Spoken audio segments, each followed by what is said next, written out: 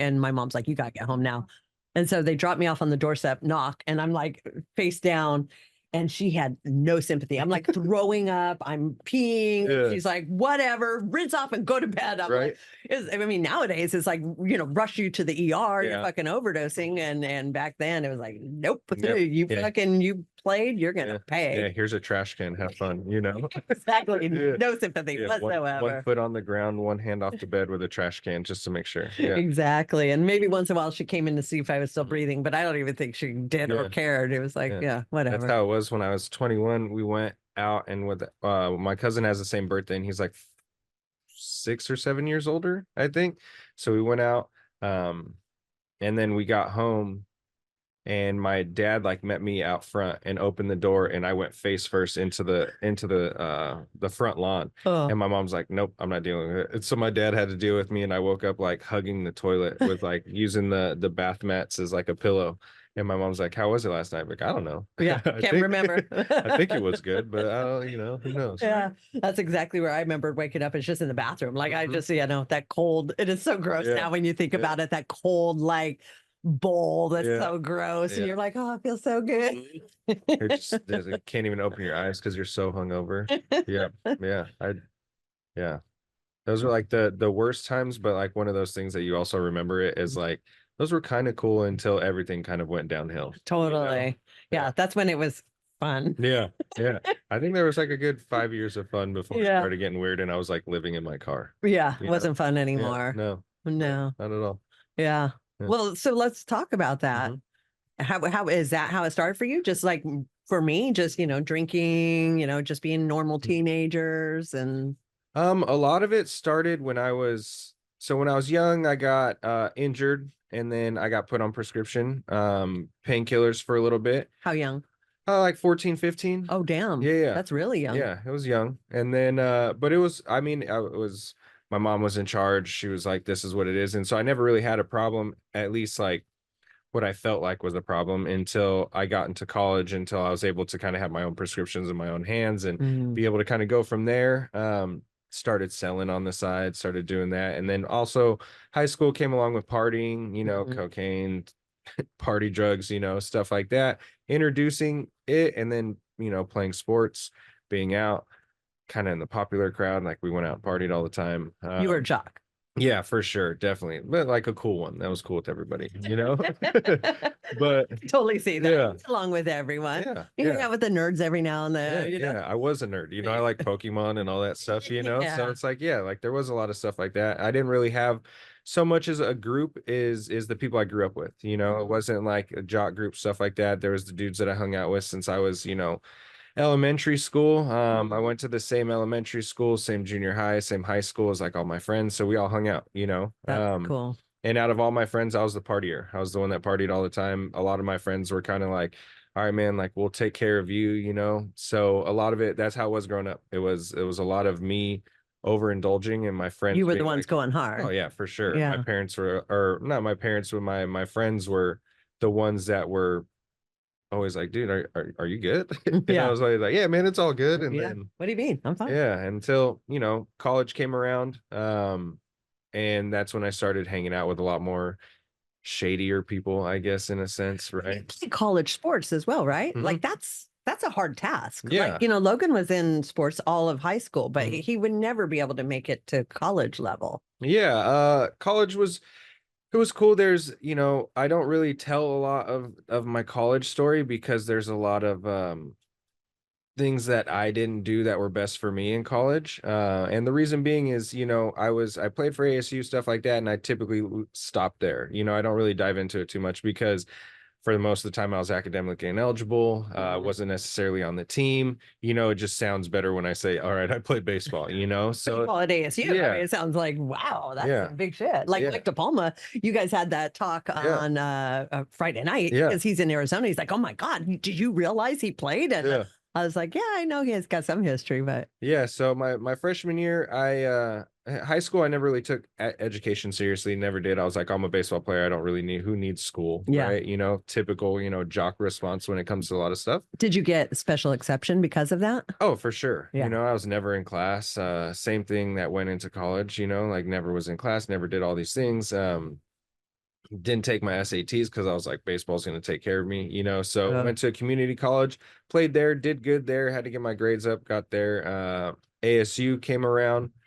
Cool, sounds good. Never went to class ever. The coach that brought me in got fired because he brought you in. No, because he was letting a lot of kids slide, yeah. and was like basically charting things and doing whatever, which was always my suspicion Mhm. of colleges, like, Yeah. because I know you see how much effort they put in. It's like they're not maintaining like being above. There's just no way that's happening. Yeah, no, not at all. Yeah.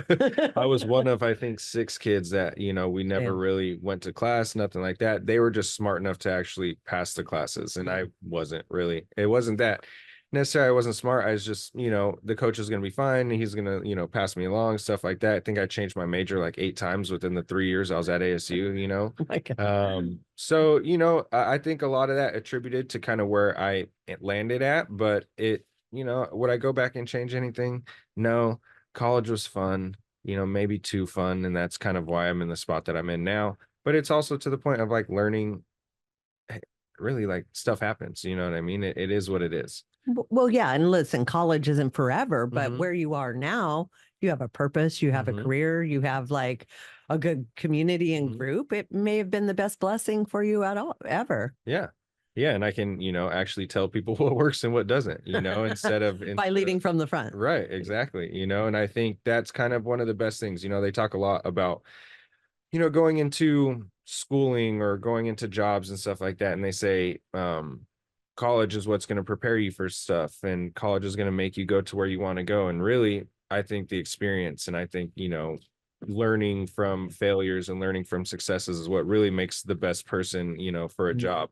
And so that's where I'm kind of at right now. I feel what I do at Elevate and what I do here is a lot of life experiences that teach me to do, what I can to help out other people.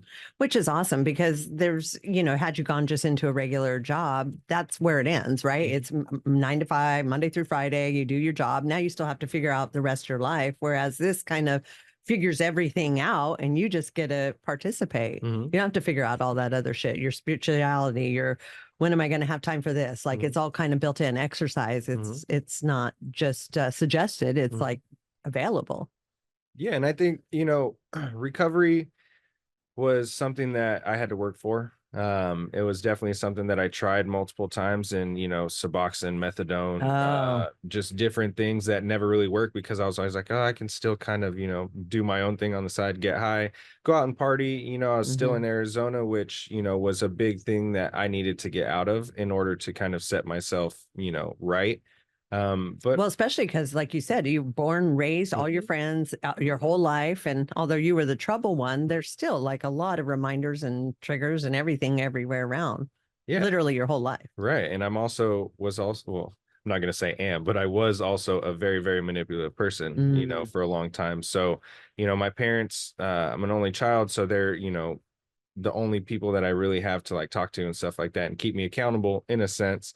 And I was basically pulling a shade over their eyes every day and, lying to them, deceit, stealing, all the things that you can do as a, an addict that is very, very much in addiction, especially with, opiates, stuff like that. And did they realize that? Like, did they know what the depths of it? I don't think until I probably made like my amends calls to them, in the program, really. Cause I mean, I had maybe a stack like this big of pawn slips that I'd sold all their stuff, Holy shit. And so I had to go back and be like, hey, this is where it's at in the house. You can pick them up, this is what's going on. I already called them, stuff like that. But yeah, I mean, they definitely knew a little bit, coming in with like black stuff on my face saying I had to change a tire from, smoking fentanyl on a tinfoil, and they're like, you changed your tire 4 times this week. I'm like, oh, well, I forgot that I told you that 2 days ago. Dude, I always blaming shit on tires. Every time I was late, I'm like, oh yeah, the tire. And they're like, how many flat tires can you guys all possibly get? And it's like, oh, you wouldn't be surprised, man.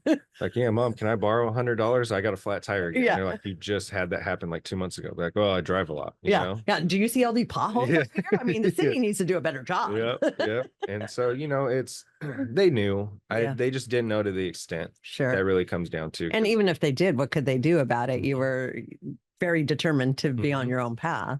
Yeah. I mean, my mom, kicked me out of the house a couple times. I was living in my car for a while. probably like the 2 or 3 years before I came here was pretty much me in my car all the time, you know? Damn. And that was, more my mom not wanting me at the house like that.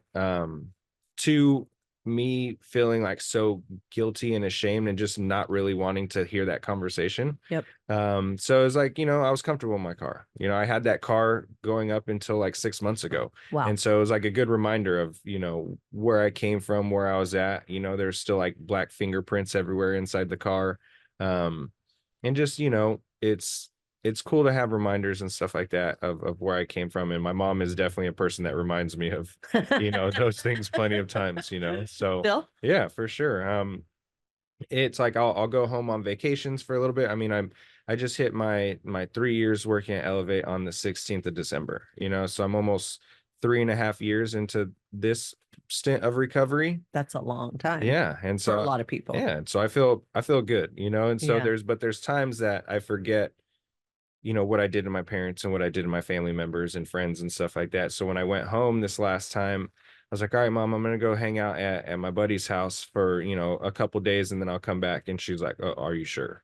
And I was like, well, pretty sure, and Yeah. then she, just kind of was very, I don't know, nervous, and the way she was texting was different and the way she was calling me was different, and then it took me to take a step back to be like, okay, I understand what's going on. Yeah. So then I came home a little bit early and I was like, all right, let's just hang out and stuff like that, because she sees me 7 to 15 days out of the year, of going home on vacations or them coming out here. So she doesn't really know exactly like my day to day and what I do, aside from her coming and visiting, the property and seeing kind of those things. Yeah. Well, and I'm sure having you home is triggering for her as much as she loves it. She is worried when you're not with her. Like, is he going to go hit up those old people? And I know, like, for my family, although they knew I was like being bad, they tended towards thinking it was other people influencing me. And so even though they'd worry about me, they were more worried about the people I was hanging out with influencing me to do things I shouldn't do. Yeah, for sure. I think my mom loves my group of friends. Like, my group of friends have been over the house all the time, stuff like that. Oh. And she also knows that, she calls me really just the troublemaker, so she knows. Yeah. A spade is a spade. Yeah. She knows, a lot of or two of my uncles were big into partying, growing up. So our family events were very party filled, drinking, drugs in the back where no one's really at, Same. Stuff like that. So I was around it for a while, drinking is very normal. My dad's from Wisconsin, so it's a very normal thing to, drink, watching games, stuff like that. I have my mom's side's Hispanic, so we have big family parties, which is a lot of drinking, stuff like that. So I was, from a young age around it, and it seemed normal. Yeah. Yep. So I didn't really think of it as a big thing until I started dealing with my own stuff. For a while, I would always say that drinking's not an issue for me. It was always opiates and stuff like that. But it's addictive personality is addictive personality. So I can, pick up anything and say that, have that be a good side or a bad side. Was that a boundary you had to put in with them prior to going home? Like, look, I there's drinking everywhere. I'm not sure I should be around it, or I feel comfortable to be around it. Did you need to put that in? The first couple times, like the first 2 years, I think that I worked here, I did, the first time I went back was 4 months after I'd graduated, and I went back to go get my car, bring it back. And it was my birthday weekend, and my cousin has the same birthday. So we had like a joint party at my mom's. And it was one of those things that I had to let people know, like, hey, if you guys could, go outside or, do whatever. And it was actually pretty nice. It's, as long as I'm up front with my family, they're pretty cool. But it's like when I start to, oh, it's okay, stuff like that. Now it's not so much a thing anymore. Yeah, you've got 3 years under your belt. Yeah. As long as I keep a conscious effort, it's not something that I can just put at the wayside. I have to definitely still have a conscious effort, because I know what happens when I don't. Yeah. Well, and I mean, and you recently went to a wedding, right? Which is like prime time relapse for a lot of people, and huge alcohol. That's just part of most weddings. Yeah. I just use dancing as my my backup, keep it. What do you mean? You dance when you feel like I want to drink? Let me go dance. Yep, exactly. Somebody offers me something, like, oh, I got to go bust a move first, and then I come back. So yeah, and it's amazing. It's kind of like working out. It's kind of like going for a walk. It's kind of like doing something, and it's making light out of a situation kind of keeps me a little bit humble. Yeah. Being positive about stuff, glass half full kind of thing. That's what kind of keeps me in check with myself. Yeah. you know Well, I like that you own it. And like you and I were talking prior to this podcast, is I feel like a lot of the stigma attached to addiction is starting to be, lifted up. Like people don't view somebody in recovery the same way that they used to. It's no longer a blemish. It's almost like a badge of honor. So there is more of a respect that we see these days that we didn't used to see. Back in the day, like HIPAA and all that, like keep it undercover, don't talk about it, don't tell anybody, families would be embarrassed. Like, now it seems to be like a little bit more open, and it seems like you're kind of owning that with everyone you know. Well, they also knew you the way you used to be. Yeah. I think a lot of that just comes with with confidence, and to the point of I don't really care what you think anymore. I dealt with it for so long, and yeah, talking about living in my car, talking about doing all that stuff, the main reason I think I did that was because I wanted to isolate. I didn't want people to know. I didn't want and that is definitely a lot more embarrassing to me than, hey, I'm working on myself. Yeah. Right. And I think that's where the stigma comes in is somebody says, oh, admitting a problem is a big thing. Right. When in reality, people admit problems all the time. Like if you hurt your ankle and somebody asks you to go run a 5K, you're going to not be afraid to say, oh, my ankles hurt, I can't do that. Yeah. Right. And it becomes this huge thing, is you can talk about ego, you can talk about these things that really are detrimental to your mental side, when all it is just saying like, hey, I had a problem, now I'm fixing it and I'm better, and I'm working on it. Yeah. I love that, because I think you're right. That's where people have back off, is because they're still not on the fence, but they're not confident. They're still like struggling with their own stuff. So they don't know how to handle other people's stuff because they're still not confident in handling their own stuff. Yeah. And so they don't want to talk about it because they don't want to be asked questions they don't know how to answer. Yeah. And it's okay to say, I don't know. Yeah. For sure. If somebody told me when I first got out of treatment, well, if you went on a date and they wanted to go out to a bar or something like that, how would you handle that? And I would probably have said, and came up with some crazy answer instead of being like, I really don't know. I don't know what's going to happen until I do it, and then if I feel uncomfortable with it, I know the next time not to do it again, and it's okay to do that, and I think a lot of clients that come in or things like that at Elevate, or people that I've talked to that are early in recovery, there's a lot of that uncertainty that people are very afraid of, instead of, just like we talked about, owning it, confidence, like, hey, if it doesn't work, it doesn't work, and you're at the same spot that you're in before. Yeah.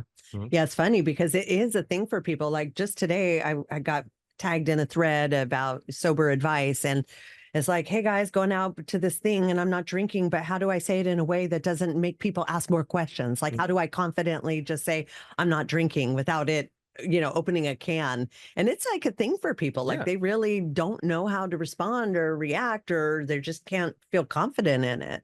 Where they're keeping themselves almost in that blameful, shameful, embarrassing place that they don't need to be in. They could just own it. Like, yeah, man, I had a problem. I'm not drinking anymore. For now. We'll see how it goes. I think that's a conversation that I had in the SMART meeting that I run once a week. And it's a lot of people that come in and try to tiptoe around the conversation instead of just saying like, hey, I'm not drinking right now. Why aren't you drinking? Because I'm not going to. And then being very, very plain upfront, or there's a lot of almost comfort down the road in being straight up with somebody, like, hey, I've had a problem, or I don't like myself when I drink a lot. So I'm just planning on, taking a little bit of time off. And for the most part, everybody's gonna be like, okay, cool. Totally. And there's massive respect for that. Yeah. And if they're not, I mean, there's a lot of words that you can say to that, but I think a lot of it is just, hey, move on.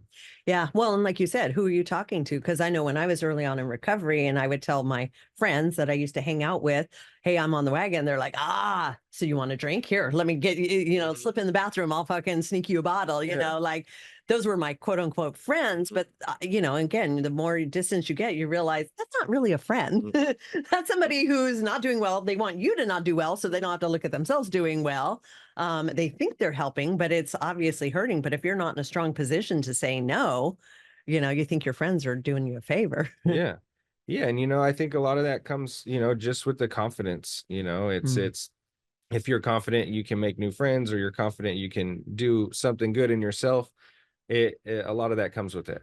I think early in recovery, stuff like that, where you're trying to figure yourself out, you want to have the same friends that you've had, because it's also another big thing is to find new friends. Yeah. And I think that's something that it's hard, it's tough, and you kind of just got to roll with it as you roll with it. And if there's decisions that are made in that point in time, you kind of have to live with them as well, right? And I think that goes along with like friends.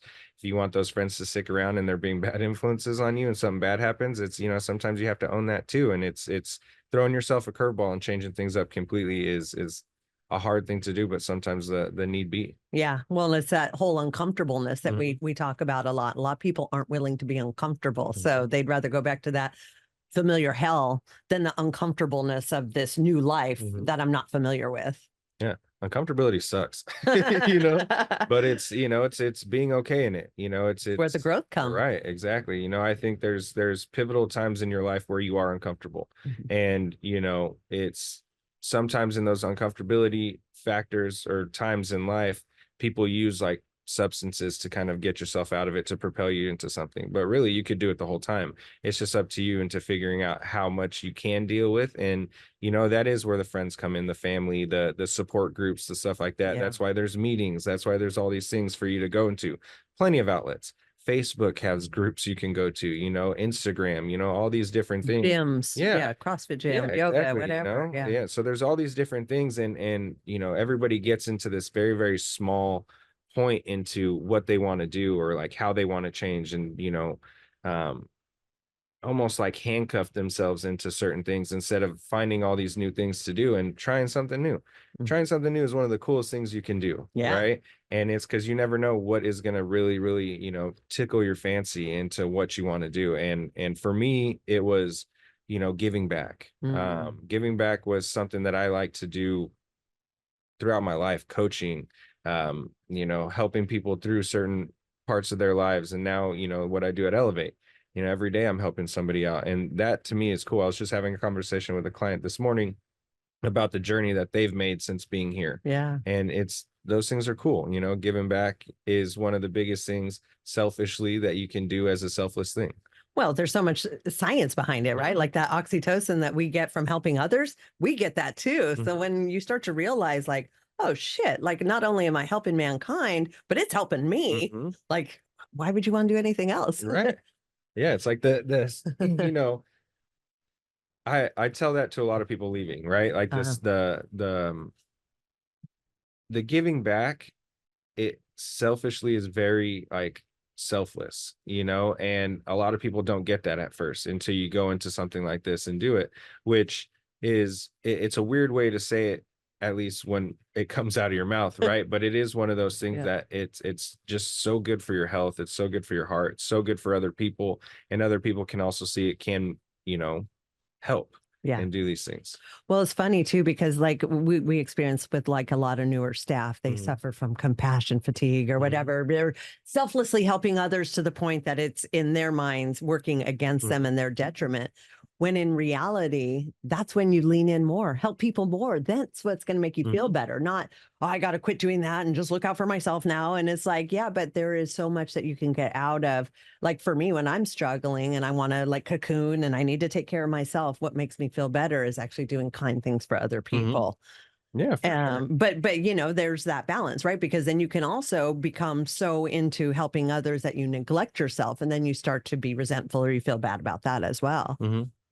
Yeah, the compassion fatigue is definitely a real thing, especially early on, and that's when I had to really take the inventory on myself as to what I'm doing for myself on the outside, not to a point of almost overdoing it, but as I'm doing both, right? And I think that's one of those big things in early recovery that people struggle with, is that ability to really dial into what can kind of break you out of your own head in your own life, right? And then not take away from helping out other people, especially in, working in recovery, stuff like that. My biggest thing is, as working out, being in the gym, doing stuff like that. Also doing stuff like playing video games, calling my mom is one of the biggest ones that I do. You're such a good boy. Yeah, I always tell Logan, I'm like, look at Brandon. Yeah. Look at Brandon. Yeah. Be like Brandon. You see that tattoo that says I love mom? We're gonna get that tattoo. Definitely mama's boy for sure. Through and through. Definitely a mama's boy. Yeah.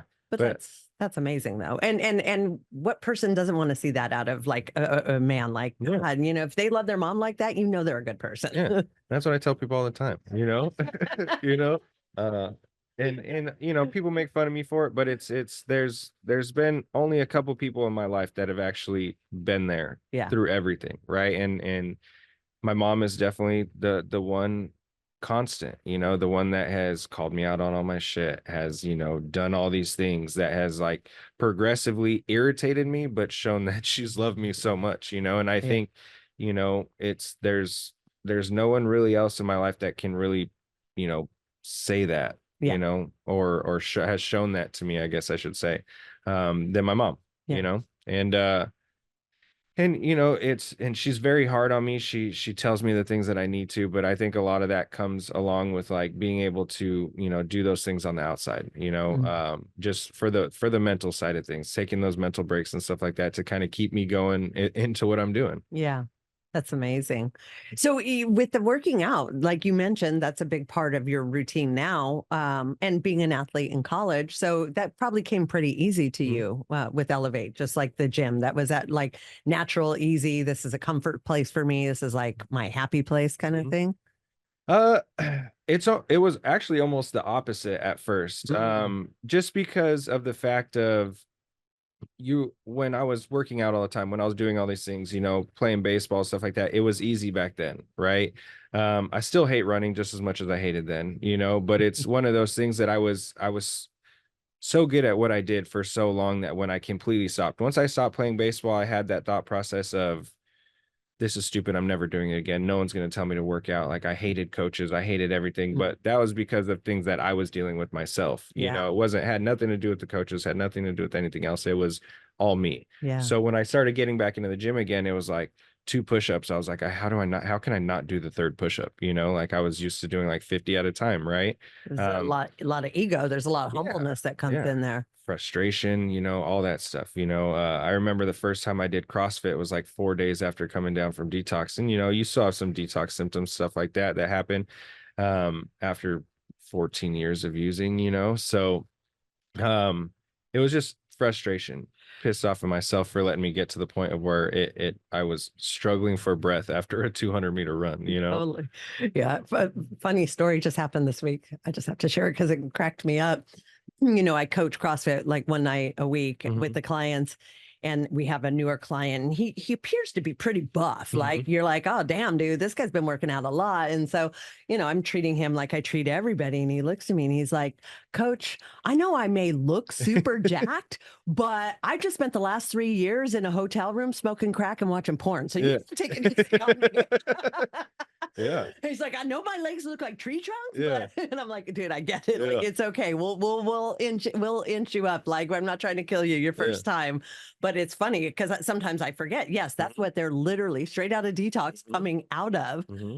Yeah, and it's tough, I mean, it's definitely a humble thing, but if you keep doing what you're supposed to be doing, stuff like that. I mean, as you see people all the time coming in and out of treatment, right? And the cool thing is once you see like that light in somebody's eye of being like, okay, like I'm ready. Yeah. I'm ready to kind of make a change. And then that turns into like them asking, well, what helped you, or what helps all these other people coming out of treatment? And, a lot of it for me is the mental side of it, right? But also the physical side. The physical side is what's helped me in just the past like year and a half, with dealing with a lot of compassion fatigue, being away from home, stuff like that. And that is what kind of keeps me going. Those hour or 2 a day of just being able to focus on nothing else but picking something else or picking something up and putting it down, right? That's my favorite thing. That's my thing that I like to do. That kind of keeps me grounded. Yeah, you love lifting. Yeah. That's your thing. Yeah. What are you benching these days? I don't know, probably like 500 pounds, maybe. No, I'm just kidding.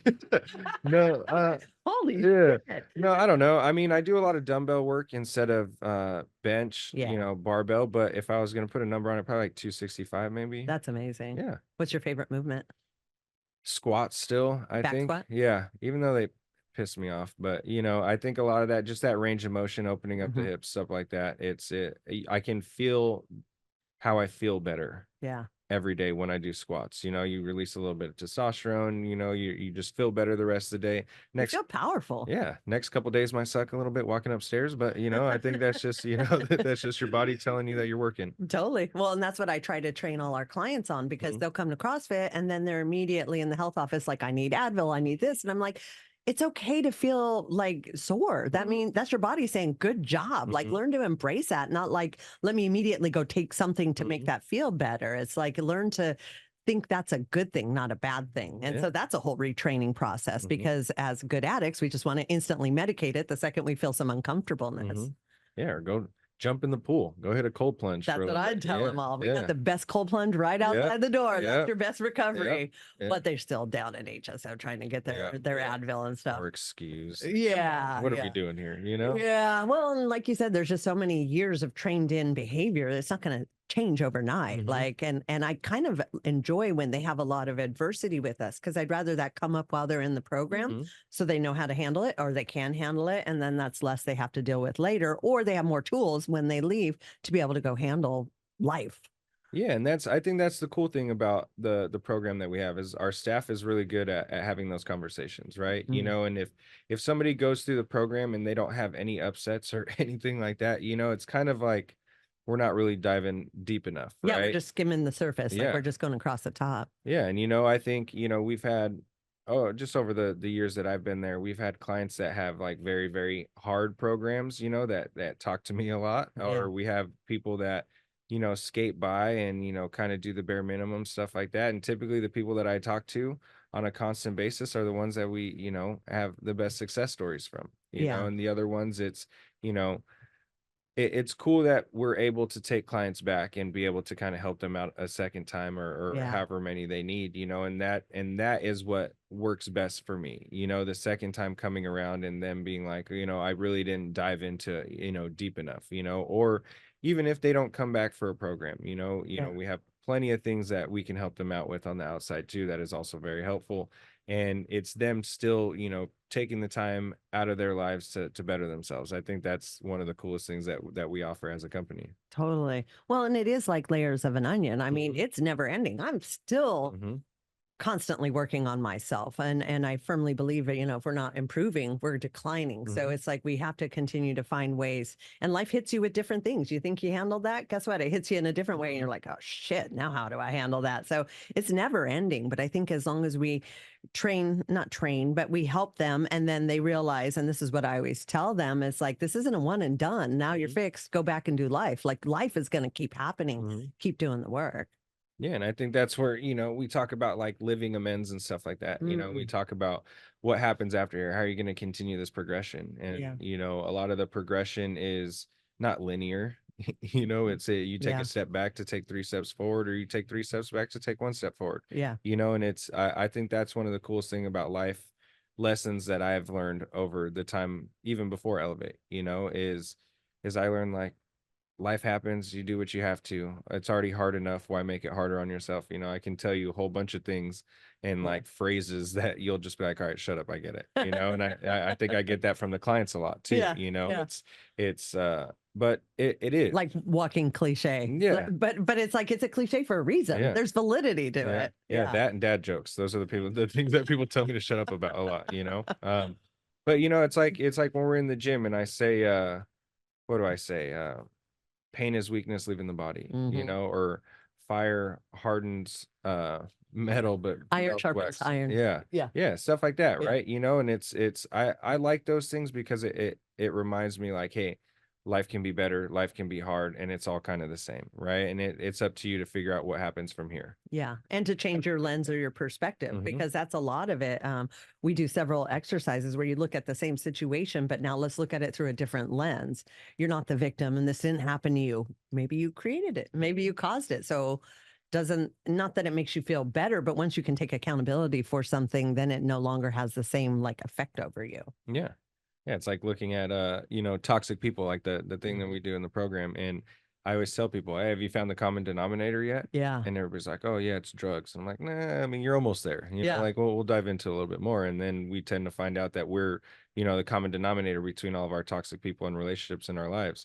And, for some people, it's a tough pill to swallow. For me, it was like, pretty sure I knew that, and in diving into certain things. And that's what's cool. And that's what kind of starts the process of like, okay, well, how do I better myself while looking at who I was as a person? Yeah. And it's a heck of a process. Like we cram a lot into a couple months of learning and soul searching and deep diving your past and all the different things. Like it's kind of amazing how much we put somebody through before they leave.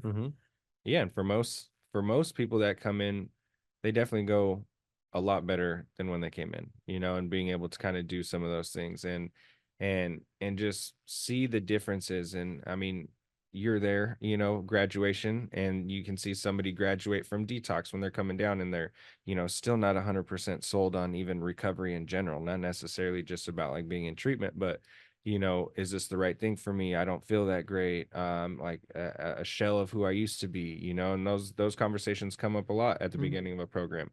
And then you see somebody at the end of the program get up there, full smile, fuller, maybe like weighing a little bit more, looking more bulky.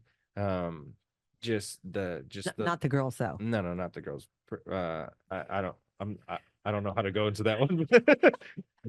Better, right? Than ever. Yeah. So it's like just, better, and it's definitely no one comes into our program from detox and doesn't look better when they leave. Yeah. And I think that's the best thing, that not just the looks, but the mental side of it, smiling, joking around, feeling like they can have conversations with like their one-on-one counselors and open up about a lot of things when, in detox, they maybe just didn't come out of the room all that much, Yeah. And that's why I do what I do, is because of that, seeing somebody who maybe reminds me of myself or reminds me of people that I detoxed early on, stuff like that. Like that's what's cool.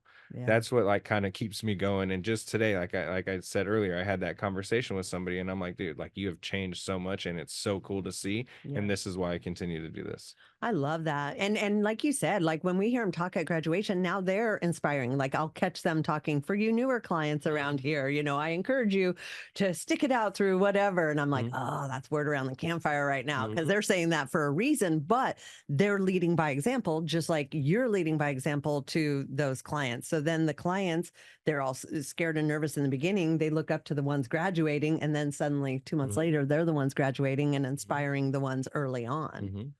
Yeah, and that's cool. It's like why we have the mentee mentor system, with the clients. And I remember when I got my first mentee, I was like, "Ooh, yes, I can finally mold somebody." But really, all it is it's kind of passing the knowledge, right? It's making somebody that's feeling uncomfortable, turn a leaf and start feeling more comfortable and being there. Yeah, it's a hard thing going to treatment. I've like I said, I've tried a couple times. It's hard leaving your family. It's hard leaving your job. It's just hard not being in control, really. I think is what it really comes down to most people. And once you kind of let go of those things and take a step back and start breathing and eating and going to class and doing all these things, it's when you're like, okay, what, I do need to kind of dive into some things in myself and work through it. And having people there that have gone through the program that work there, I think is one of the big things. Like all of us all had our struggles in our programs, so being there for the clients and stuff like that is definitely one of the coolest reasons why I stayed. I mean, I had a guy, Keon.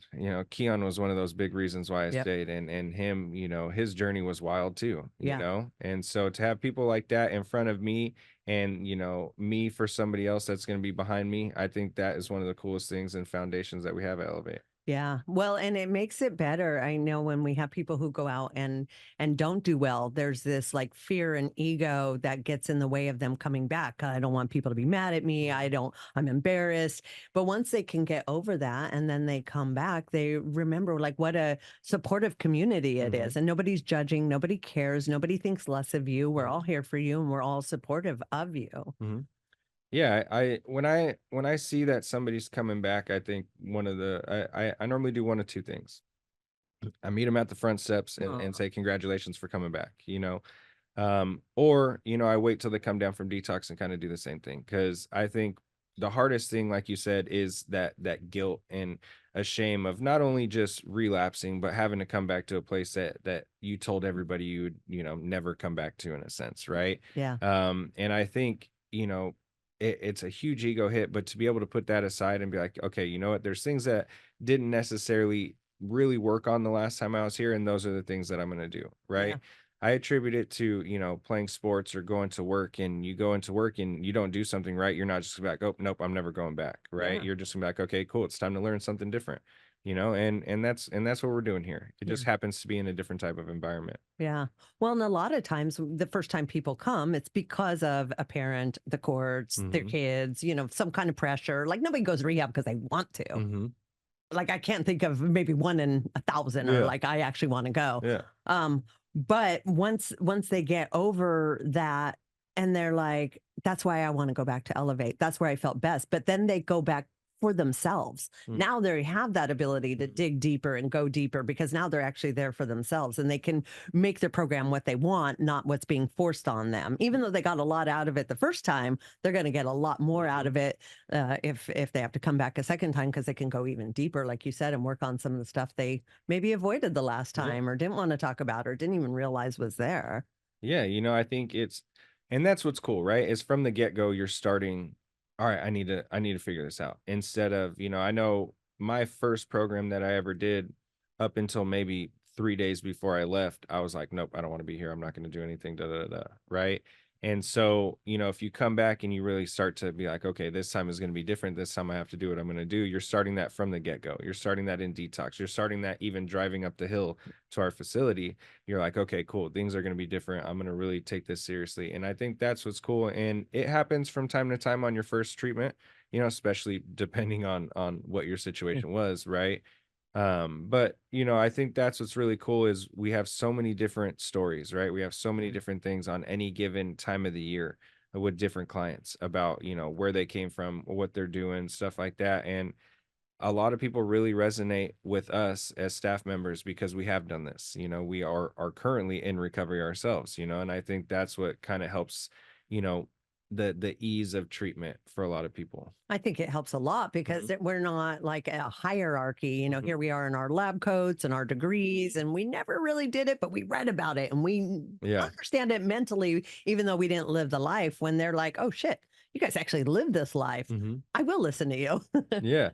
And that's what's cool is in the smart meeting that I run, just this last week, somebody was like, yeah, I went to a medical detox and somebody was telling me why I just don't stop using. And I was like, yeah, man, that's a common question, you know, especially for people that don't understand. Yeah. Like, oh, why can't you just stop? Yeah. Like, oh, well, wow, I haven't tried that yet. You know, like, let me just try that this time. Yeah. Right. And it's like, come on, you know, it's just something that is so there's something missing in between people that don't have addiction issues and people that are in it, you know, and I think that's what we should try to kind of figure out, right? Try to mend that gap a little bit, because for somebody to ask that, it's like, you know, somebody that's trying to play baseball and isn't good, and you're like, well, why aren't you just good? Yeah. Like, well, because like there's other, you know, things that are going on, you know? Yeah. But the problem with that is like other rehabs and other modalities, their solution, because they don't have our, you know, our past is, that sucks. Let me put you on some medications. Let's numb that out. You shouldn't have to deal with that. You have a disease. We're just going to treat it for the rest of your life. And that's their solution. Yeah. Whereas what we do, it's like the real work and willing to get in there and work with them through the messy stuff and, you know, find the source of the trauma and all that kind of stuff. But that's not normal for most places. They just want to give you a pill, tell you you're addicted, you're diseased for the rest of your life, and on with yourself. Go find a sponsor. Yeah, and I think that's funny too, right? It's like with me, right? I got put on prescription painkillers, you know, and for a long time, and they're like, "Oh, oh, you need more. Okay, here's more," right? And now people are trying to tell me that in order to get off of those, I have to be put on something else, and then eventually they're gonna be like, "Oh, you want more? You want more?" But because it's okay, I'm gonna sit here and be like, But at one point, Percocets were okay, or Oxycontin was okay, you know, and like all these things were okay. And so when are we going to get to the point of it not being okay again? You know, we have people come in, you know, that are on like 34 milligrams of Suboxone a day, which is crazy. It's criminal. Yeah. It's and criminal to even get up to that dose. Yeah. If it does what it's supposed to do, you should never have to raise it. Yeah. I mean, at one point, I was on 165 milligrams of methadone a day. You know what I mean? I was nodding out more from the methadone than I was fentanyl. Yeah. You know, and it's much harder to get off of. Right. Like that's like bone ache. You know, that's a lot of different things. You know, and it's you know, and that's what's wild. You know, as we can sit here and we can go back and forth on it a long time, but at the end of the day, we have, you know, these things like, you know, opiates in general that were prescribed for so long and now are being deemed, you know, a bad thing to be put on, you know, and then in order to get off of those, we're put on another type of opiate like Suboxone, Subutex, methadone, whatever, you know, and that's in a treatment center, and then sending people off to go continue it is crazy. Right. Well, and that's just the whole corrupt system between the pharmaceutical and the insurance company, because an insurance company doesn't really want to pay for rehab. So they would much rather do a quick fix, put you on medication, put you in pharma's pocket, and pay the least amount on their end and continue on. They don't want to hold up their end of the bargain, which is actually getting people good treatment. So they're all kind of like in cahoots together, which is not the greatest good for our better health and well-being. Yeah, I mean, I think a lot of it is probably they just like us to be on meds. Really, to control that way, man. Yeah, I mean, everybody makes money that way, right? Everybody makes money. Easier to control, easier to do what they want to do. That isn't in our best interest. Yeah, bummer, you know, but it is, you know, it's the world that we live in right now, and I think that's what's cool about what we're doing is it kind of puts a lot of this stuff out there. Yeah. I think so too. I think that's where we're bringing awareness, and I think it is happening. Like people are starting to realize these types of things, but it takes people like us to point them out, not get in line, but be like, we're not going to get in line, but let me tell you why. And then people, you know, anybody we talk to, it's like, oh my God, that totally makes sense. It's just not the narrative out there. So people don't even really understand how it all works. Yeah, I mean, I think, you know, we can talk about medications in a bunch of different ways. We can talk about like depression medicine, ADD medication, you know, all these different things when 50, 60 years ago it wasn't even a thing, you know, until, you know, a lot of different things popped up. But, you know, it's somebody who, let's say like somebody in a lab coat, right? Or something like that, who's not on any medication is going to sit here and tell us that we need to be on medication is to me like a little wild. And, you know, it just doesn't seem fair that we need to be given these things in order to get better when a lot of us at Elevate, or most of us at Elevate, have proven that it doesn't need to be, right? You know, multiple different times, you know, for a long time. We have, you know, people that work there for 20 plus years, 30 plus years, to the new employees that are coming in, and we're proving it, you know, every day. Yeah. But like you said, it's like a whole thing, because people like with ADHD, those are kids that are put on drugs and labeled at a very young age. I can't tell you how many people I've coached in the gym who were like, at a point where they're like upset. They're like, wait, why was I put on this medication? I don't have this thing. I just needed an outlet for all my energy. And like, I get that same feeling from being in the gym. And they're almost mad because they got put on meds and labeled at a young age. And shocker, they ended up being a meth head or a crackhead or whatever, because they were literally labeled and put on drugs as a kid. It was a natural transition for them to be adult addicts. Then all of a sudden everyone's upset with them for being an addict. It's like, but you created that for somebody who didn't have a voice or understand themselves. Yeah. And I don't blame parents and teachers. They're operating off the information that they have, but that's as early as it can happen to them. Kind of like when you get in an accident and you're prescribed drugs for the accident, but then it ends up being an addiction. Yeah. And it's wild. I mean, you can look at it like a whole bunch of different ways, right? And I think one of the biggest things that it comes down to is when you subject a young kid or something like a adolescent, right? You subject them to drugs or stuff like that. It's you predetermine it, right? Like I, you know, said earlier, it was normal for me to be around drinking. It was normal for me to be around drugs, and it wasn't a big deal until it was, right? Yeah. And then my mom, you know, will sit there and be like, well, you shouldn't drink as much. Be like, well, like tell that to my uncle who's, you know, pounding down bottles of Patron, right? You know, and so yeah, you can go back and forth, but really what it comes down to is it's just that society is a little bit different than what it used to be, right? Like partying's a little bit deemed the cool thing to do, or, you know, not feeling how you're supposed to feel or numbing things is definitely like a lot more normal, when it to me isn't as bad when I have the outlets, and I'm progressively working on these things, which Yeah. is like the gym is a big one.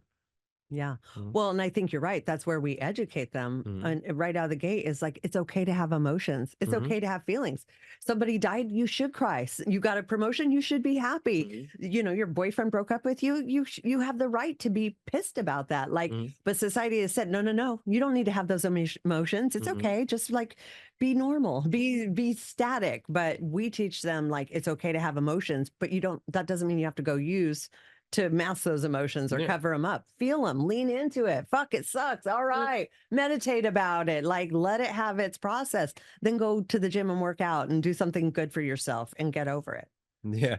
It was funny. I had a conversation with somebody the other day about they're like, "Do you cry?" And I was like, "Oh, well, when I feel like I need to, what I do is I go onto Instagram and like search like feel good videos, like the dog that got rescued or stuff like that to kind of like help my help my emotion along, because sometimes you do just need to get it out, Yeah. right? Or like there was one where there was a kid that was colorblind and he got colorblind glasses, and it Oh, was just wow. like, and it's still like I can feel like getting a little teary eyed, but like those are like those cool things, right? Sometimes we do need to release those emotions. If you're angry, it's okay. Get angry. Yeah. You know what I mean? Or if you're sad, stuff like that. But it's fine to like have those emotions. Yeah. I don't want to mask them anymore. I kind of just want to go through what I have to. Yeah. And sometimes they suck and sometimes they're awesome, but it's life the way it's supposed to be, instead of, telling me that I'm supposed to feel a certain type of way. Yeah. Well, and that's why when I see certain clients and they have their ups and downs, I'm like, good. Mhm. That's normal. They've been doled for so Mhm. long. Of course they're going to have emotions, and I'd rather they have those experimenting, these Mhm. new emotions on people that it's safe to have those emotions with before they go out there. Yeah, yeah. So I don't get upset when people get mad or they're Mhm. complacent. I mean, obviously, when we have clients that are bad for the group and they're doing harm, I don't like that. But Mhm. at the same time, when people are going through it, I'm like, good, Yeah, that's okay. yeah. Let's learn how to go through it healthily. Because when you bottle it up and try to like not give it the attention it needs, it can progress into relapse or way worse Mhm. things. Yeah. And not wanting to talk to I not wanting to talk about it. Isolation is one of the biggest ones. And that's, isolation has always been one of those big things for me that was just, it was horrible, right? Like not wanting people to see your emotions. So I'm just going to go, for a drive, right? Which led Yeah. to so many different things. A drive meant so many different things for me, right? Yeah. Um, and I like what you said when you talked about, somebody going through emotions and being okay. When somebody's mad, and at the, in the program, it's like, cool, hey man, go ride that out. You know what I mean? Go Yeah. go walk around, go do something. You know what I mean? Feel those emotions, do what you have to. If you're sad, same thing, right? And then after that, like, let's get in the gym and let's go work some of this out. Yeah. And I think that that's like a really cool option that we have at Elevate, right? A lot of our facilitators are really good at reading people's emotions and kind of working through them and having conversations. And we have people that are good at, hey, let's go in the gym, let's work it out. And having, CrossFit coaches like you, Tots, Kat, Anna, like having all these people to go in and have conversations with too, while having, a place to outlet some of that energy is definitely sweet. Yeah, yeah, and the hope is that they do it long enough with us, they take that out into the real world. They realize this is a useful tool when I'm feeling that way that I need to deploy or keep in my life after I leave here. Like that's always my hope is that Mhm. it's not just a means of getting them sober, but it's part of their life from this point forward, and they lean on that in times when we're not there to help them. Mhm. Yeah, I think most people do. I think we definitely have a good model as to how to set some of these in place. Yeah, Um, it is up to a person to continue, right? yeah, Which is probably the most frustrating thing about treatment or working in yeah, treatment, doing these things, right? You can see somebody doing so well and then they leave, and a couple months later we get, yep, them coming back, right? yep, And they're like, oh well, I just didn't practice it back. Okay, well, what happened, right? Like what was, the deciding factors to not following through with these things, because you were doing so well. And I think that's it's hard to see, it's hard to kind of go through, but we definitely do our best there in order to get to that point. And it, just like anything, it takes a person that's strong of will, to continue on a journey that they put themselves on. Well, especially after they leave, because we lay it all out for them. Here's your meal made for you. Here, you just show up to Bach, work on yourself. Here's your lunch. Show up, connect with the group. Here's your downtime. Here's your gym time. Like, we lay it all out, so it's like great. It's very conducive for recovery. But after you leave, you've got to keep that in your life. Plus, now taking care of your kids or your family, plus a full-time job, plus all that. And not a lot of people have the fortitude to take all that they were doing and bring it into the real world. And so many times we see when people come back, what happened? Well, I quit going to the gym. That was the first thing. It's like, there you go, but it's inconvenient, or it's a pain, or it's like whatever. And so people can slip back into their old ways because it's not all just perfectly laid out and easy for them. That's hard. Yeah. And I think that's where I kind of talked about like throwing yourself a curveball, right? Throwing yourself a curveball in life and changing things up, because obviously something wasn't working before you came, so why continuously go back to the same thing over and over again, right? It's like the definition of insanity. It's like, why would you go back to continuously do the same thing if it wasn't working? Right. And I think that's one of the big things that we definitely harp on too. Like, what are you going to do to kind of change things up, right? Put a new perspective on life. You just did all this soul searching, all this work, in this program, and we did set it out for you. We literally, you just had to be somewhere at a certain time, right? And then you can work on yourself. Instead, now you're going back, well, I have a job, I have to do this, I have to do that, and be like, okay, cool. Well, when are you going to put time in for yourself? Right. When are you going to, empty your cup a little bit so you can fill it up with something that's good for you instead of the same thing? And I think that's one of the hardest things for somebody to do, is to grasp until they really do get out into the real world, because we can sit here and I can tell you until my face turns blue what's going to work for you, but it's, it's up to you to figure it out for yourself. And I think that's always been the hardest thing for me to kind of, almost like frustrating, like, just get what I'm trying to say, Totally. Well, and it's funny because they literally start working on that exit plan from the day they walk through the door, because that's part of the process. Is you got to be planning for after rehab. You're not going to live here the rest of your life. And that's a growing, changing document. But at the same time, we could prepare them in the best possible ways, but if they don't go apply it outside, their chance of success isn't going to be the best. Yeah, it's just a hard thing to kind of, sometimes drill into people in a sense, right? And kind of help them. I get into coach mode very quickly when it comes to, towards the end of the program, like doing the amends process with people. It's okay. Well, what are you going to do? All right, let's call a therapist. All right, let's do, like, let's continue, let's do, what are you going to call the gyms. Let's set you up. Yeah. So and it can be frustrating, right? People can be very wishy-washy. Oh, well, I'll figure out a gym when I get there. Back, okay, cool. So what are you gonna do in the week when you get home? And I think, it's I'll walk, I'll do this, I'll do that. Back, okay, cool. Well, first step would be call somebody. First step would be to do this. Find the meetings. Do what you have to do, right? And a lot of people get frustrated at me and be like, hey, I'm telling you, it's going to work in the long run, to be able to find some of these things out.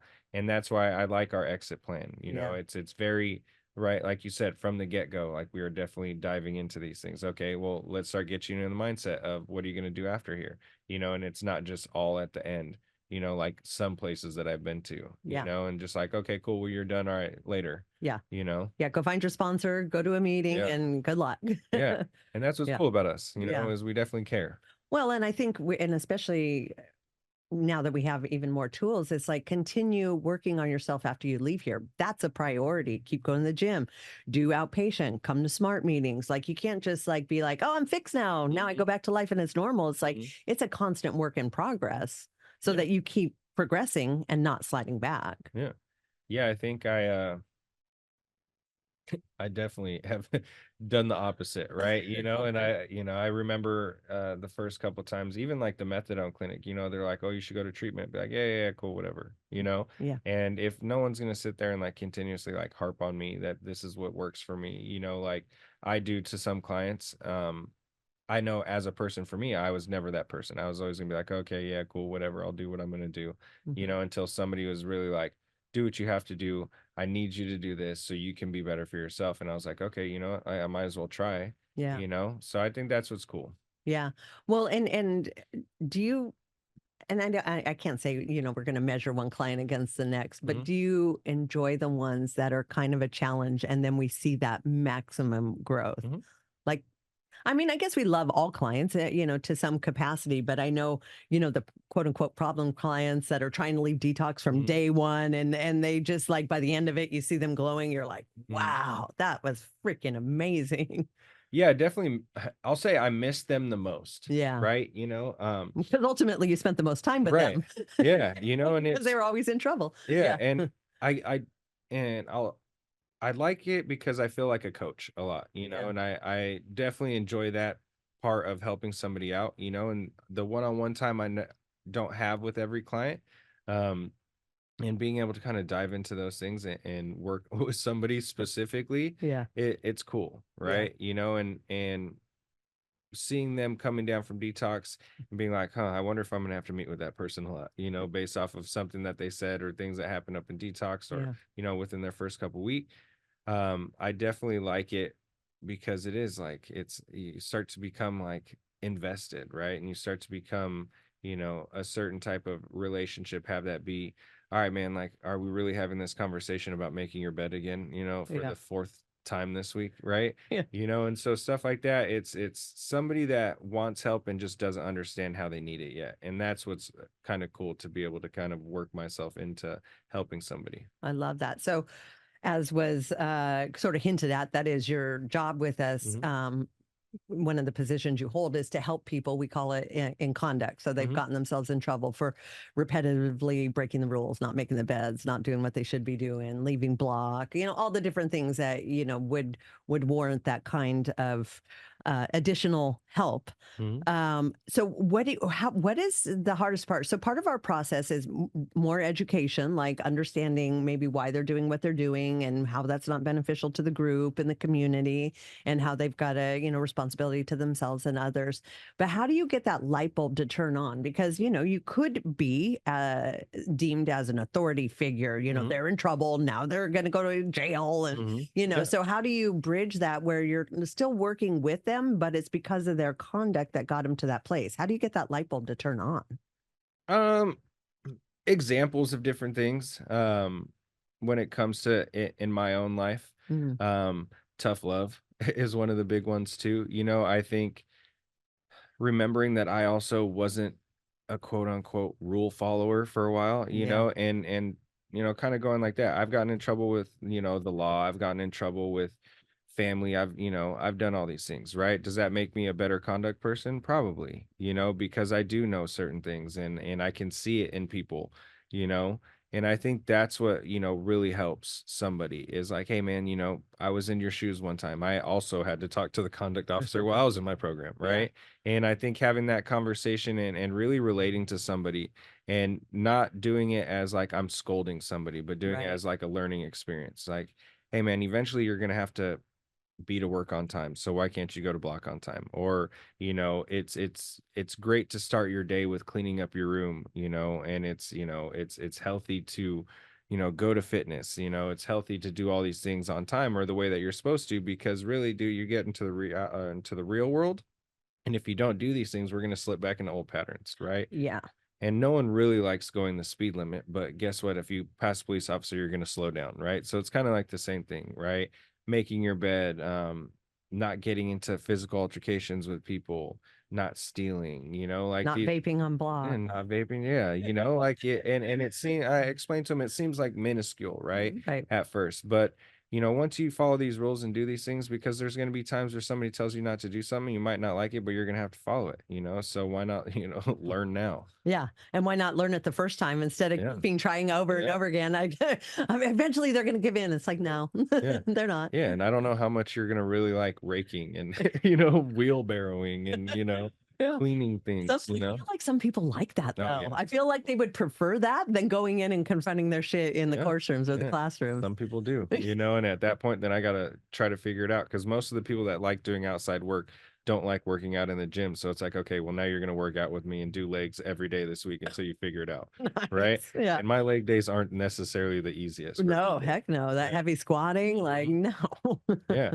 So, it's just finding, things that works best for people. Some people are going to like the tough love. Some people aren't, right? Some people are going to, respond better to doing a work project. Some people aren't, right? And so it's I always told myself that I'm like a people watcher, right? Like I can understand somebody by just looking at them and seeing like their mannerisms, stuff like that. So I think conduct is definitely a good position to learn those things, and it's to see what works for people. And I remember, I mean, I never liked getting in trouble, right? I never liked it. No one likes getting in trouble, right? So it's like that means you're busted, right? So I have to put myself in their shoes too, right? Yeah.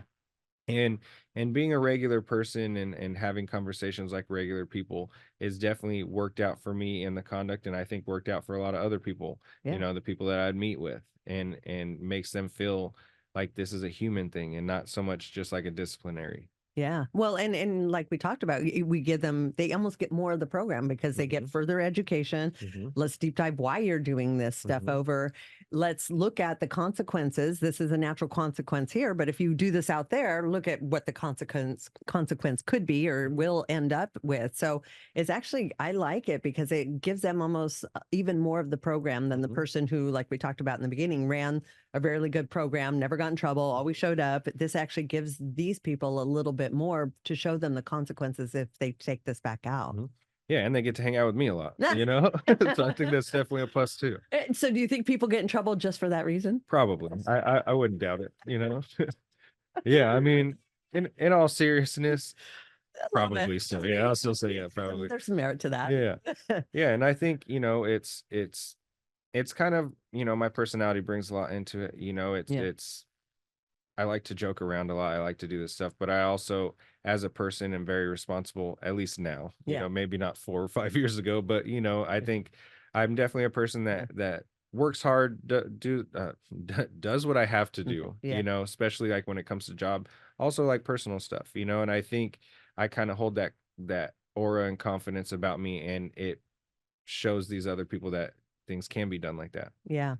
Well, we have it's not a running joke, but it's a running thing. So we have the core value, hardworking and fun. And we like to say, if you were to put the number one staff member that fits that core value, your name always comes up. We would have a picture of Brandon next to hardworking and fun. Yeah, I hope it'd be like this, Yeah. Yeah, positivity. But I think that's what's so beautiful about it, right? Because you are hardworking. You're obviously doing the work, but you lead by example of like, just because you're, on an amends project, in the gym, in rehab, doesn't mean it has to be serious and awful and bad. Like we all got to do it. So why not change our frame of how we're doing it to not be so awful? Like, let's have fun with it. Yeah, I think it's funny. Sometimes when I'm being serious, I can literally hear myself telling jokes about what I'm going to say, and sometimes it takes me a little bit back, but yeah, I got it from my mom and dad. My dad is always the guy, a typical dad joke. So that's where the dad jokes come in. My mom has always been like a very serious person, but also definitely knows how to have fun and being able to, make light of a situation. And I was always the jokester in high school, stuff like that. But also like what comes, with sports, right? Like hardworking, doing what you have to do, day in, day out in order to, be the best version of yourself. And I also like the responsibility. I like, having more just responsibility in general, especially with a job. I like people coming up to me and asking me to do things. Makes me feel good, makes me feel good about what I'm doing. But also, I just like to mess around. It's my favorite. Well, and I love it too because it creates, the overall feel of general positivity. And like, how many clients have we had come in and they're like, God, I was like, why is everybody around here so happy? What kind of drugs is everybody on? They can't possibly be sober to be this happy. But we're literally teaching them by people like you from leading from the front of how you can be happy without drugs. And it doesn't have to be serious and white knuckling. Like you can actually have a positive view on everything. It doesn't have to be bad. Yeah.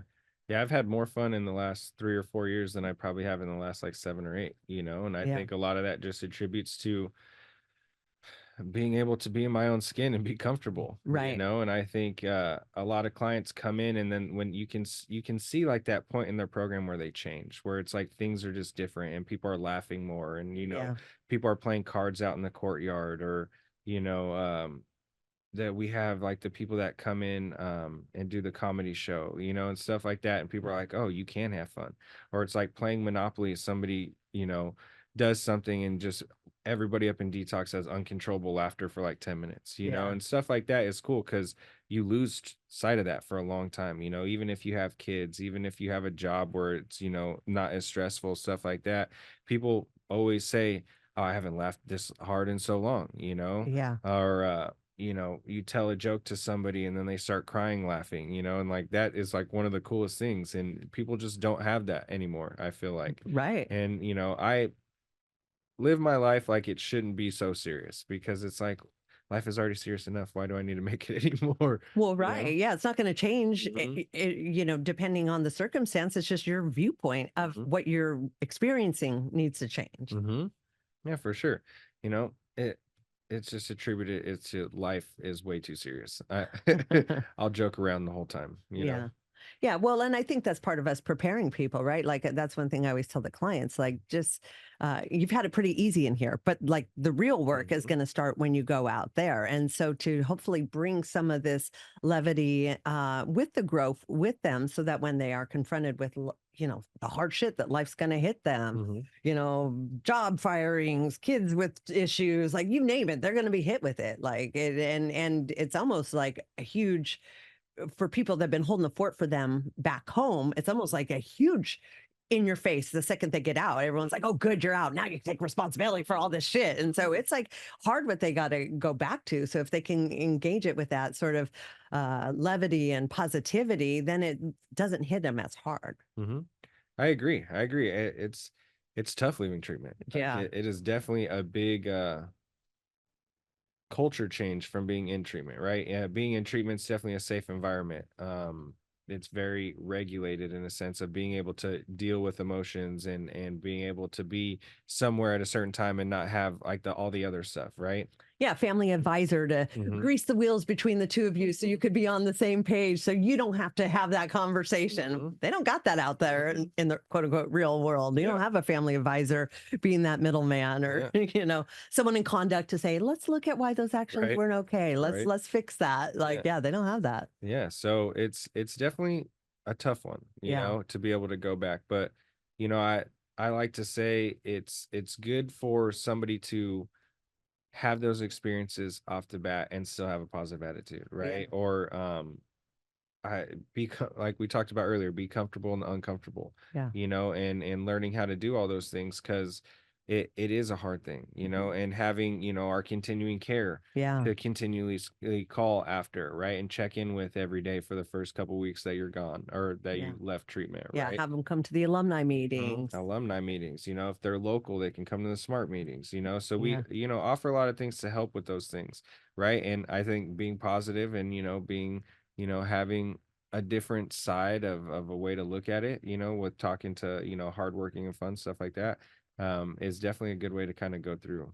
Yeah. Did you ever think you would be in this position? Of course not. I mean, I never thought I would be in this position. I don't think anybody plans to have an addiction and then overcome it and then help out those people with that. I don't think that's in anybody's master plan. No. I think the funny thing is I was talking to somebody about this the other day, is I was born in San Jose, right? Yeah. So I was born in San Jose. Right here? Yeah, at O'Connor Hospital, right? So I was born there, but only lived in San Jose for like 6 months, because my mom felt one earthquake and was like, we're out, And so then we moved to Arizona, right? And then it took me to have to come to treatment back out here, and I flew into San Jose. So it was like a full circle moment, to be able to, do what I had to do and kind of give me like a new thing. Like and so when I was talking about that, it was like, did you picture yourself here? Of course not. No one really pictures themselves. You have to like go into treatment, work on it, and get your feet back underneath you, right? But if there was going to be one place that I did it, it would be something like this, like kind of like an ironic, like new beginning, Yeah. And I think that that's what's cool about the story that I have is it, whatever happened in between, by the time I got back here, it was working itself out. Yeah. And I think that that's pretty cool. It's super cool. Well, and to find it at your age, because I think there's varying things. I mean, I was talking with someone recently and they felt like, oh, I wish I'd only found this like 20 years earlier, 10 years earlier. But, at the same time, at least you found it now and not at 65. And at the same time, finding it at 18, yeah, it's hard for them, but now they have the whole life ahead of them. So it doesn't matter what time in your life you find it. It can all be better from that point forward. Like, I don't think there's any ideal time to go to rehab or change your life. Yeah, I think, it's me going to rehab, if I would have came to Elevate, let's say at 22, I don't think I would have had the knowledge or the experience, right? Because of all those things that happened, all the jobs that I've had, failed at, right? Or, baseball, whatever it comes down to, coaching, like all these things have made me who I was to a point that I could use all those tools and do what I'm doing now. It just so happened I had like a crippling drug addiction, you know what I mean? That kind of fit in between, right? But all those other things kind of helped me become the person I am now. And I wouldn't really change it. It's who I am, it's what made me, and it's where I am now. I love that. If you have one piece of advice to give our listeners that has been like well, it's hard to say because we have so much knowledge and so much. What would you tell somebody who is maybe struggling and they're not sure if they're ready, or they're nervous, or maybe they don't think they have a problem, but everything is burning down around them?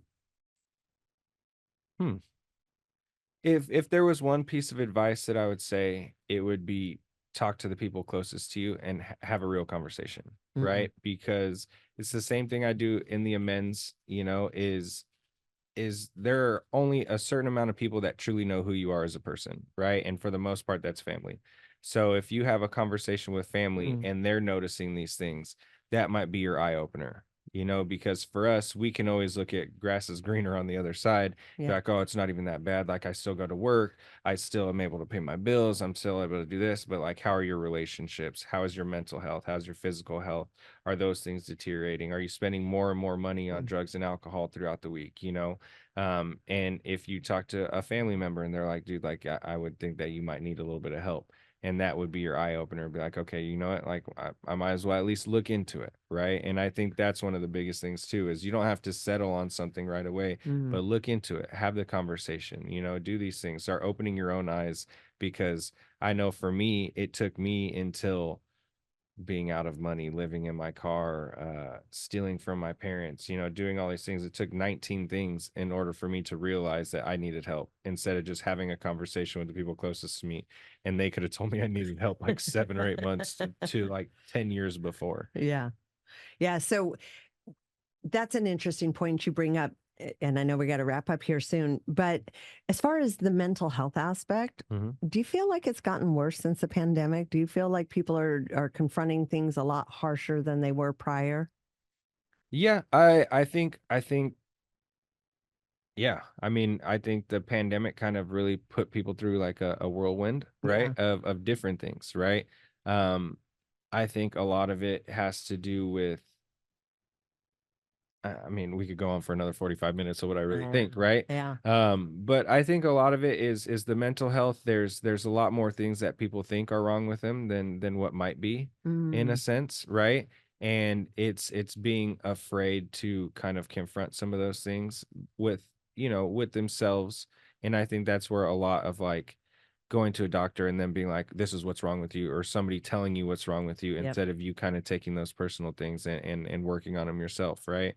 But it's also, I think with the pandemic just came a lot of isolation.